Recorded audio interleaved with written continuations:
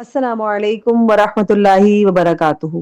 الحمدللہ وکفا وسلام علی عباد الذین اصطفیٰ اما بعد فاعوذ باللہ من الشیطان الرجیم بسم اللہ الرحمن الرحیم قال اللہ تعالی فی القرآن الکریم وما ارسلناک الا رحمۃ للعالمین۔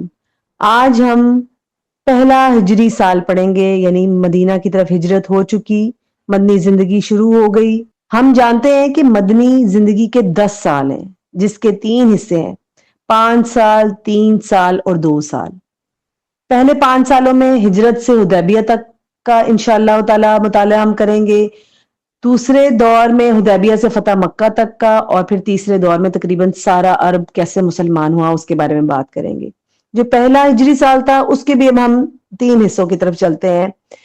مساجد کا قیام ہوا، مہاجرین و انصار کے درمیان بھائی چارے کا ایک اللہ تعالیٰ کے حکم سے رسول اللہ صلی اللہ علیہ وسلم نے بہترین موقعات قائم کروائی، اور پھر معاہدات جو ہوئے۔ سب سے پہلے ہم دیکھتے ہیں مساجد کی تعمیر کو۔ مکہ سے ہجرت کر کے رسول اللہ صلی اللہ علیہ وسلم مدینہ سے قریبی آبادی قبا پہنچے۔ وہاں آپ صلی اللہ علیہ وسلم نے ایک مسجد کی بنیاد رکھی۔ کچھ دن قیام کے بعد آپ صلی اللہ علیہ وسلم اونٹنی پر سوار ہو کر مدینہ کی طرف نکلے۔ وہاں پر آپ صلی اللہ علیہ وسلم کا زبردست استقبال کیا گیا۔ آپ صلی اللہ علیہ وسلم نے حضرت ابو ایوب انصاری کی گھر قیام فرمایا۔ پھر آپ صلی اللہ علیہ وسلم نے مسجد نبوی کے لیے زمین خریدی اور اس کی تعمیر میں خود بھی حصہ لیا۔ مسجد نبوی میں نماز کے علاوہ صحابہ کی تعلیم اور تربیت بھی ہوتی تھی، اور اہم معاملات کے فیصلے بھی ہوتے تھے۔ وہ ایک کمیونٹی سینٹر کی طرح تھا، اور اس میں بعض صحابہ جو مہاجر تھے وہ رہتے بھی تھے۔ اس طرح سب سے پہلے رسول اللہ صلی اللہ علیہ وسلم نے اللہ کی عبادت اور اس سے تعلق مضبوط کرنے کے لیے مسجد بنائی۔ یہ مسجد اہل ایمان کے درمیان اتحاد اور محبت کا ذریعہ بھی بنی۔ اب اسباق اور عمل جو ہم دیکھیں ہمارے لیے کیا نکلتے ہیں کہ مسلم معاشرہ میں اسلام کو باقی رکھنے کے لیے سب سے اہم چیز مسجد ہے۔ اس کی تعمیر اور دیکھ بھال وغیرہ میں اپنا وقت ہم نے ضرور لگانا ہے۔ 5 نمازیں اسپیشلی آدمیوں کے لیے کہ مسجد میں پڑھنے کی کوشش کرنی ہے، سب کو مسجد میں نماز ادا کرنے کی دعوت بھی دینی ہے، اور مسجد میں ایسے مختلف پروگرام بھی کرنے ہیں جن میں سب لوگوں کی بھلائی ہو، اور مسجد میں آنے والے سے بہترین تعلقات بھی قائم کرنے ہیں۔ اب مہاجرین اور انصار کے درمیان جو بھائی چارہ ہوا اس کے بارے میں بات کر لیتے ہیں۔ مہاجرین کہتے ہیں ہجرت کرنے والے صحابہ کو جو مکہ سے آئے تھے، اور انصار کہتے ہیں مدد کرنے والے صحابہ کو جو پہلے سے مدینہ میں موجود تھے۔ اہل ایمان کے درمیان آپسی محبت کو ہمیشہ باقی رکھنے کی غرض سے آپ صلی اللہ علیہ وسلم نے مہاجرین اور انصار کے درمیان بھائی چارہ کرایا۔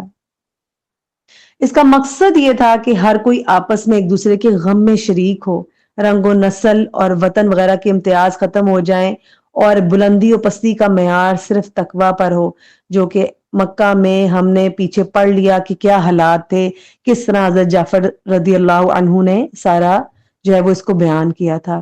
اب اس سے جو ہمیں اسباق اور عمل کے نکات ملتے ہیں وہ یہ ہے کہ اسلامی معاشرہ ایک عمارت کی طرح ہوتا ہے، اور ہر فرد ایک اینٹ سے اینٹ کو جوڑنے پر ہی عمارت بنتی ہے، اور اس کے بعد اخوت کے بغیر معاشرہ زندہ نہیں رہ سکتا۔ ہر مسلمان کے ساتھ بھائی جیسا سلوک کرنا ہے، اور اپنے پڑوسیوں کا بھی خاص خیال رکھنا ہے۔ اب جو معاہدات ہوئے اسپیشلی یہودیوں کے ساتھ، رسول اللہ صلی اللہ علیہ وسلم جب مدینہ پہنچے تو وہاں اہل اسلام کے سب سے نزدیک کے جو پڑوسی تھے وہ یہود تھے۔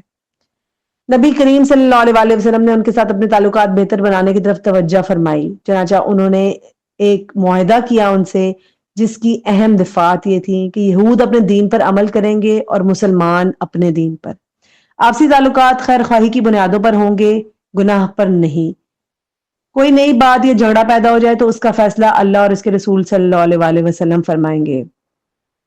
قریش اور ان کے مددگاروں کو پناہ نہیں دی جائے گی۔ مدینہ پر حملہ ہونے کی صورت میں لڑنے کے لیے سب تعاون کریں گے، اور ہر فریق اپنے اپنے اطراف کا دفاع کرے گا۔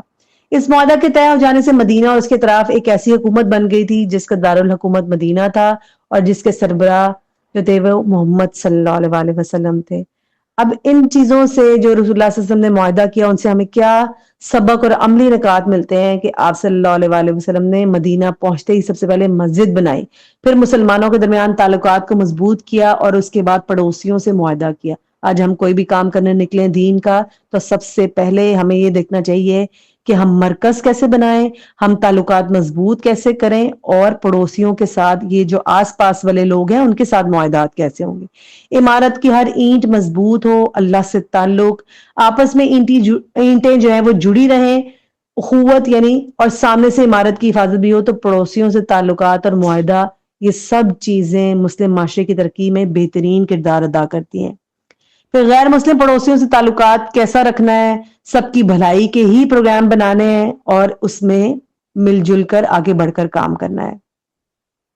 مدنی زندگی کے پہلے دور میں 1 سے 5 ہجری میں نازل ہونے والی جو صورتیں تھی وہ البقرہ، سورہ آل عمران، سورہ نساء، سورہ انفال، سورہ احزاب، سورہ محمد، سورہ حدید، سورۃ المجادلہ، الحشر، الجمعہ، التغابن، الطلاق اور الصف شامل تھی۔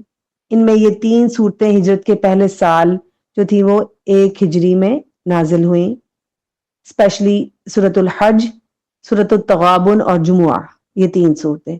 ان صورتوں کو سمجھ کر پڑھنا ہے تاکہ انہیں ہم بھی سمجھ سکیں۔ مدینہ میں ایک مسلم معاشرے کی تشکیل کے لیے اللہ تعالیٰ کی جانب سے رسول اللہ صلی اللہ علیہ وآلہ وسلم کو کس طرح کی ہدایات دی گئیں، ہمیں بھی ان کو پڑھ کے محسوس کرنا ہے اور ان پر عمل کرنے کی کوشش کرنی ہے۔ اور پھر ہمیں پتہ لگتا ہے کہ آپ صلی اللہ علیہ وآلہ وسلم ان دنوں میں کیا پڑھتے تھے، صحابہ کو کیا سناتے تھے، اور صحابہ کا ان چیزوں کو پڑھ کر سن کر کیا ان کے اوپر اثر ہوتا تھا، اور پھر ان کا ایمان کس طرح مضبوط ہوتا تھا۔ اللہ تعالیٰ ہمیں پہلے سے زیادہ پڑھنے، سننے، سمجھنے اور عمل کرنے کی توفیق عطا فرمائے، اور اپنا قرب حاصل کرنے کی خاص توفیق عطا فرمائے، آمین یا رب العالمین۔ سبحانک اللہم بحمدک، نشہد ان لا الہ الا انت، نستغفرک ونتوب الیک۔